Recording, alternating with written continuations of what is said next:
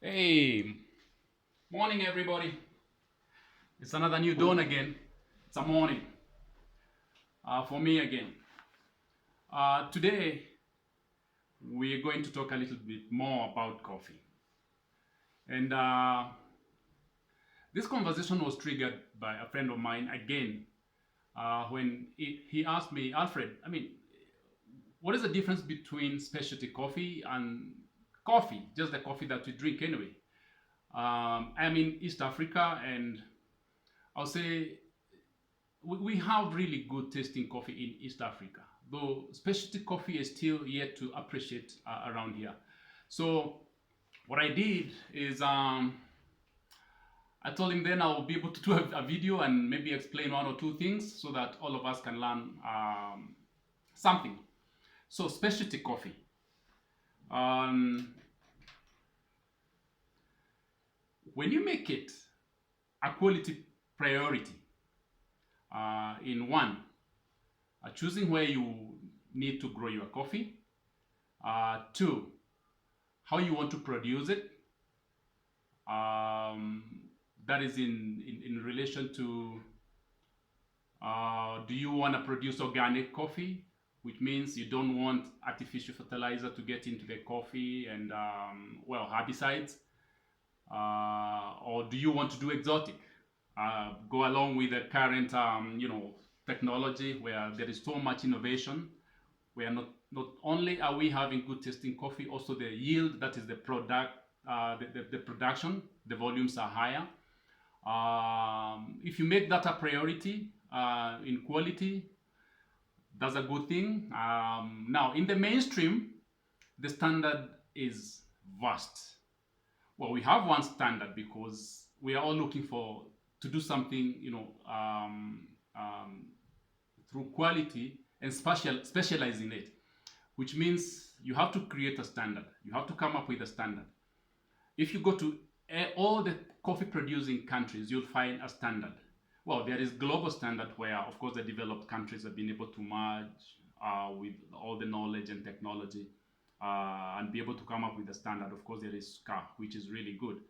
Now, again, if you make it a priority in quality, a quality priority when you really want to get deeper into coffee, in virtue of you really want to find out what are the new varieties or species. There is coffee that is species, then there is varieties. If you want to find out that, you have to keep calibrating yourself. You have to keep looking for this new coffee and taste it and see, compare it to to what is in the market. So you have to keep renewing your your palate, so to speak, or training your palate to be discriminative, to be able to taste a new coffee. That is also a very deliberate decision that you want to make and specialize in it by doing, being doing a lot of practice. Well, specialty coffee, again, this is coffee grown, okay, simply based on what we have right now. This is coffee grown in microclimate regions. For example, like countries that are maybe what specifically geographically located like 10 degrees or that is on latitude, and then they have an elevation of about 3,600 feet, that is above sea level, that kind of altitude.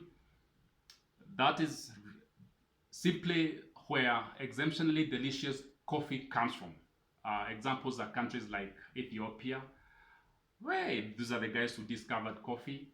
Then we have Kenya, we have Colombia. These are countries located at the equatorial region, and they have really good tasting coffee. So that will give you an understanding of what we are talking about specialty coffee. I also have a sample of specialty coffee here, which I'll talk about later. In specialty coffee world also, we're talking about coffee that has zero defects, that we have gone deep and hand selected or hand picked all the defects. Defects meaning a stone, maybe it could be corn, could be a piece of steak or wood, a piece of metal based on the processing, methods that people do. So coffee without any defects, and it is tasting good based on a tasting standard. That is specialty coffee. So that it separates itself away from, you know, normal commercial coffee that has been mechanically, you know, harvested with the rotten beans, with the green beans, unripe beans, so to speak, all the ripe beans together, processed together. That is just commercial coffee, you know, just like you can just, there's no probably taste evaluation, it's just coffee. And the biggest problem also we have is and this is also something you need to put into consideration. Maybe 90%, maybe more than 90% of everybody who drinks coffee puts sugar in the coffee. So that's a problem. You want to try to taste your coffee without sugar so that you can taste the fruitiness. The reason I bring in fruitiness is because coffee is a fruit. And the comparison I can bring around here is orange is also a fruit. Lemon is also a fruit. You know, something like apple is also a fruit. So the acidity, the fruity acidity that you taste in those fruits kind of also exhibit in coffee. And the way you can be able to highlight that is how you take care of the coffee. So that's why now that is, again, specialization comes in. And the end product is a really nice, fruity, you know, tasting beverage, which means you also need to take care of the parameters that you're using or the profiles that you use when you're roasting, because there's so many things you need to tweak. There's so many variables that come with basically getting the coffee from the farm all the way to a beverage. So we'll discuss that probably as we move on in these videos, but hopefully I've explained what specialty coffee is, how it stands separately, just far away from our commercial just commodity. So today I'll be having a cupping session. It's a basic one, and I hope you'll also learn one or two things. But if you have any other question or maybe things you'd like me to explain further, you can leave me a comment, and I'll be able to catch up probably maybe on email, or we can be able to talk in different platforms about specialty coffee. So today what I'll be doing is try to evaluate a coffee here that I have tasted before, or rather I have cupped it before, so I know what it is like.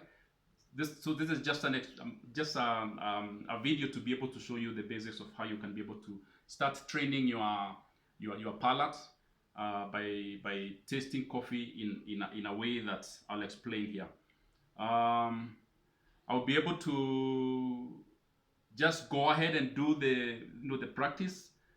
That is also this is also an opportunity to be able to explain what cupping is. It's basically it's a practice of professionally, you know, observing and evaluating the coffee fragrance, that is the ground coffee fragrance and aroma once you add hot water, and also observing and tasting the flavor of the coffee. So everyday practice makes your palate very discriminative, that you can pick different flavors of coffee based on even in origin or where the coffee comes from. So you have to practice so many times so that you can be able to be a professional in this field. What I do is I use 5 cups. 5 cups. To me, that is the standard, 5 cups. And the reason I use 5 cups of coffee samples for one sample of coffee that I want to evaluate is because I want uniformity. Sometimes when you roast coffee and you have made 5 cups of coffee, 1 or 2 cups may taste different. So when you get that, you want to repeat that process again so that you make sure that you're making an informed decision. Because if you are cupping the coffee so that you can buy the same for business, it's a very financial decision. So stay with me and we'll learn 1 or 2 things, and I'll explain how this is done. At some point, I'll go down completely and do my cupping and make the notes, so you'll be able to watch me. And later I'll be able to maybe do a scan of my cupping form or my quality evaluation form, and then I'll link it to the video so that at least you can learn how the scoring is done. Okay, I'll get my water, but before I do that, let me just zoom in. I show you what I have here. All right, right there. I hope we have everything there on that frame. Yes, we do. Now, you can notice I've labeled or put some numbers on the coffee samples. And the reason I do this is to try to train my palate.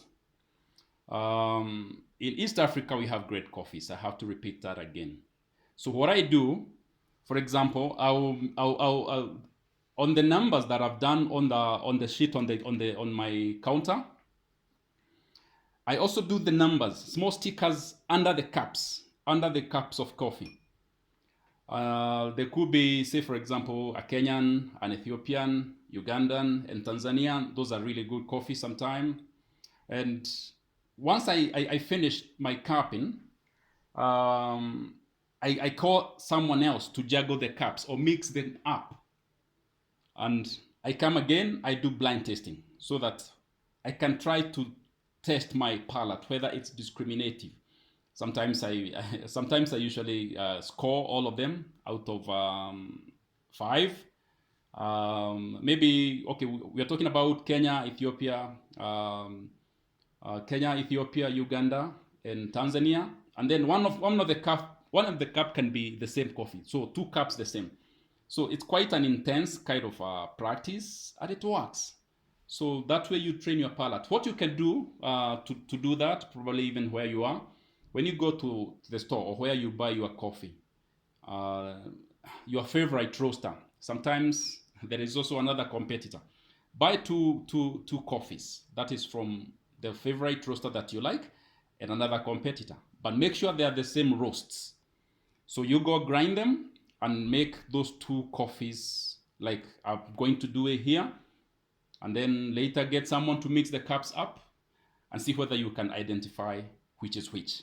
That is how you can train your palate. And with time, you will be perfect. All right, I'll get my water and I'll come and be able to start cupping. Wait, before we go to cupping, it's important I show you the form I'll be using. We just come close with it. Now, this is my evaluation form.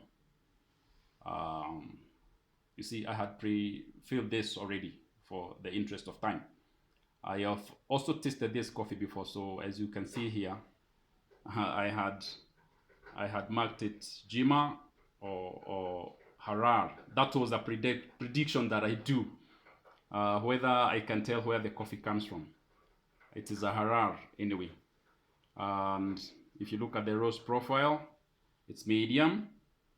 Also, once I roasted it, I realized the beans are really homogenized. You know, when the coffee bean is roasted, it was really one color. And probably is something like this.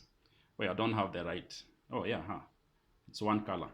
This coffee is quite, you know, you look at the center cut. There is almost a clear light, you know, cut across the bean. That shows it's a medium roast, and it's quite that's the roast profile probably that you're looking for, so that it can highlight all the potential that it has. So this is how my cupping form looks like.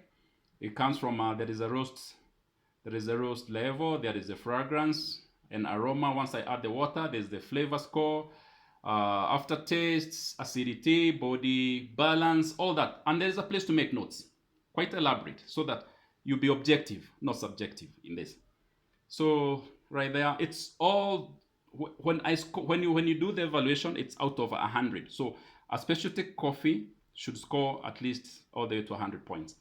Well, if it's extraordinary, but this is not. I've never found extraordinary coffee. So my scoring scale or quality scale is 6 is good, 7 is very good, and then 8 is excellent, and then 9 is outstanding, 10 is extraordinary. I've never found a cup of coffee, a sample that is extraordinary. So that is what probably we'll go through. I have also done a diagram here, a little bit diagram of our tongue. This is a drawing of a tongue. When you stick your tongue out, this is how the tongue works when it comes to coffee flavor evaluation. The tip of the tongue right here it tastes the sweetness. The second part, when you're almost getting inside the mouth, it tastes the saltness or salt of what you're trying to evaluate in that coffee sample.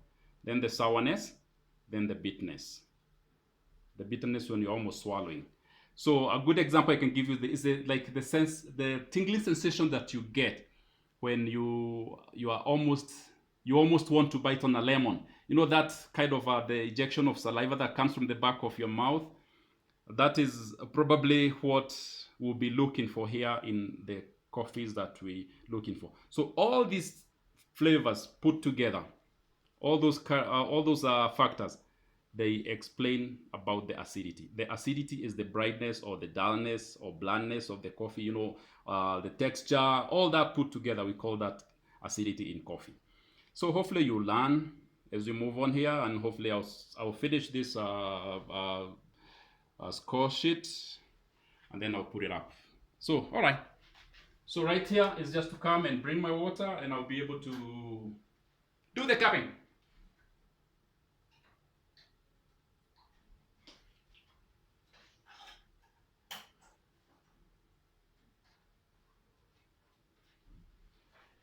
All right, water almost coming up. So maybe let's also put the camera in another way that you'll be able to see me do one or two things. Maybe right there.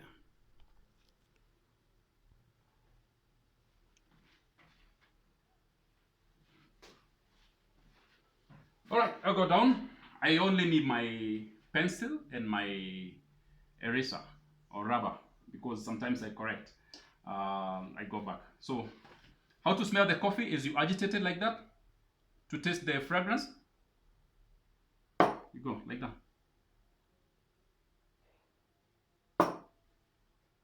You agitate the grounds like that.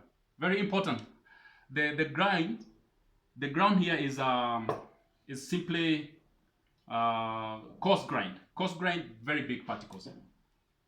I don't know. Let me show the consistency here again. Maybe I'll get it right. Right there. That's the consistency. See like that? It's quite coarse. So that's a medium grind. A little bit coarse.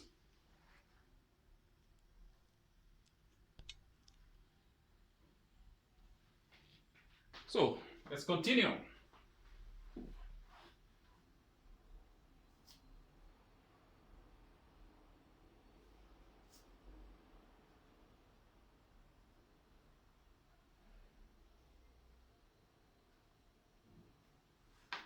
Time for water.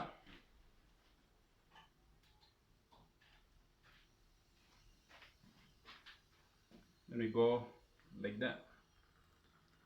Make sure all the grinds get saturated with water. That is so that it can brew. You see the bubbles that are coming on top of the cup? That means your coffee is quite fresh. It's good. So don't when you just pour the water and the coffee is just give you a flat bed. Well, you need to be scared.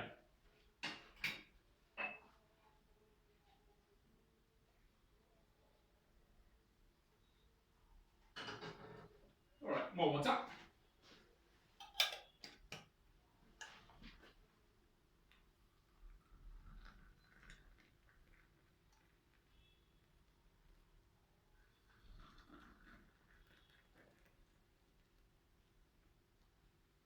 Now, these are the cupping spoons. I managed to get really good ones. They are silver. The silver spoons. They are really good. They make me feel so whole when I'm doing my cupping.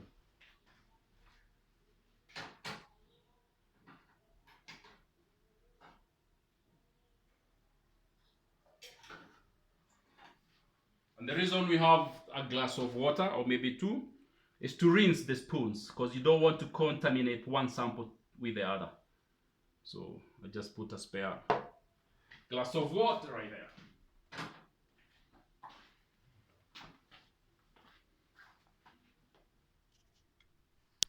There we go. That's our brew. How is it looking?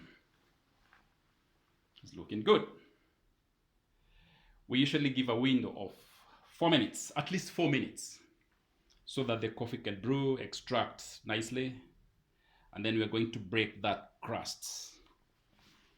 The crust is this. You see the way all the cups look like they have a cover on top? Is that like a sheet of bed of coffee? Yeah, because the coffee is getting brewed, and some of the grounds, of course, when they get brewed, they steep, they go down. But once we will be able to agitate the coffee as we smell the wet aroma, so that is the time the grinds, get completely, dense and they go down. They steep down at the bottom of the cup.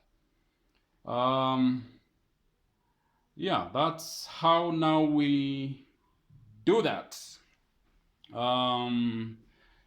About the going back to specialty coffee again, is, as I said, you have to try to train your palate and try to drink your coffee without sugar. That is the only way you'll be able to try to understand what this coffee realm is all about.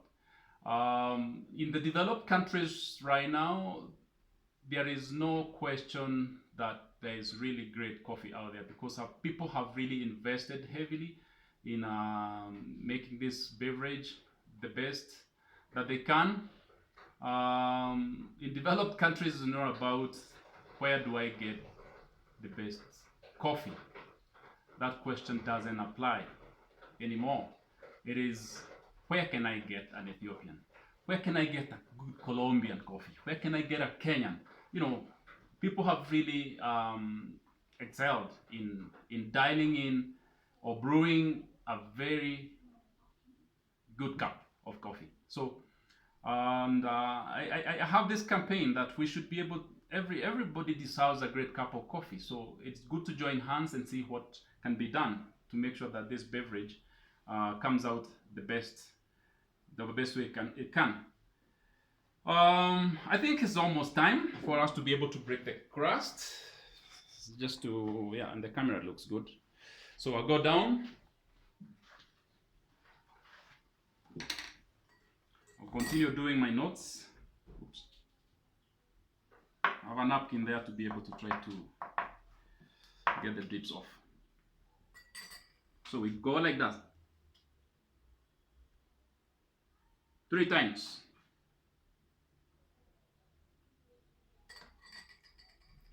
Clean your spoon.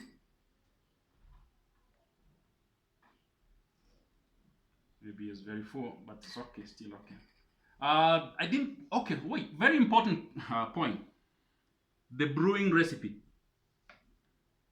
You need to get a glass or a cup that holds at least 150 ml of liquid water, or 160 right there, but measure the grounds, measure the coffee, you weigh. The recipe is 8.25 grams of ground coffee against 150 ml of water. Very important, so that you'll have a standard. Otherwise, if you have a very big cup and you only have 8 grams or 10 grams of ground coffee, the coffee will not, it will not be objective. So ratio of ground coffee to water, or rather the recipe, 8.25 grams of coffee, 150 ml of water, and the results will be good. So there we are. You can look at the brew, the way it looks. It's a great color. From there now we'll be able to remove the foam that you see. There is some foam on top of the cups. This foam. We are going to remove it with the spoon so that we can get a cleaner cup for us to taste. So I did not score what I smelled, but it's really good.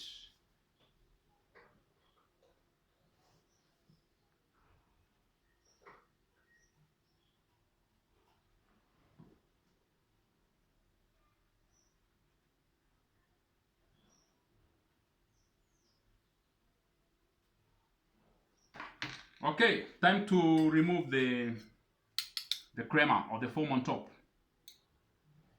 And again, it's just scooping it like that. Make sure you rinse the spoons again.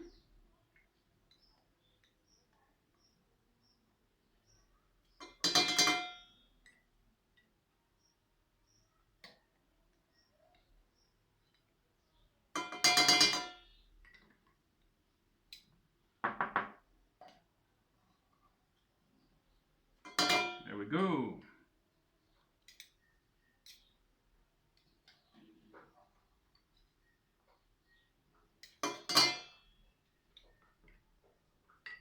It's time for tasting now, or cupping. Now cupping, there is what do we call it? There is a way of tasting it. We call it slapping. Slapping, S-L-U-R-P. It's an annoying way of drinking a hot beverage. So you are kind of pulling the hot beverage through your mouth, carefully not to choke, so that the fluid, the brew, goes and hits the roof of the mouth and falls on your tongue. Then you evaluate when it falls, on your tongue. There's so many glands, of course, on your tongue. So we are looking for the sweetness, the salt, the sourness, the bitterness, all together, acidity. So that's what you're looking for. That is why we slap. It will be annoying to slap, but I'll do one or twice. And so it goes like that. Oh, nice. I'm swallowing because there's only 5 cups here, and it's only a few sips that I'll do. Otherwise, when you're doing like 5 or 10 samples, that means you have that multiplied by 5. That's a lot of coffee. You have to get a spittoon to spit. Rinse your spoon again. You have to spit, otherwise after the process or the evaluation, you'll be quite caffeinated. What I do is I go through the cups first, so that I can get a level, of the standard that this coffee is setting for me. The first tasting is slapping. Then I'll just be silent. Nice. So from here now is you go down so that you can taste for your notes. Wait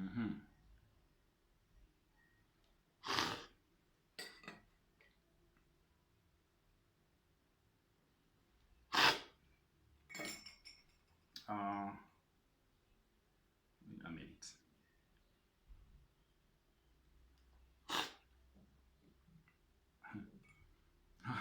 Now, for a reason, I'll put this out there again. I have put some taint. Taint means something foreign in 2 cups, so that you can understand how we score the taint and the folds. Because when the coffee doesn't, when all the coffees are not uniform, maybe one cup is tasting different, another one cup is tasting different. You have to highlight that. You have to report that, so that you also ask yourself a question: why are the coffees not tasting the same and they're coming from the same sample? So there could be one bean that got in that was really affected, maybe severe insect disease or damage. Could be a diseased bean or withered, and it really changes the brew. So I'll be able to explain in my cupping form anyway. So what's the flavor now?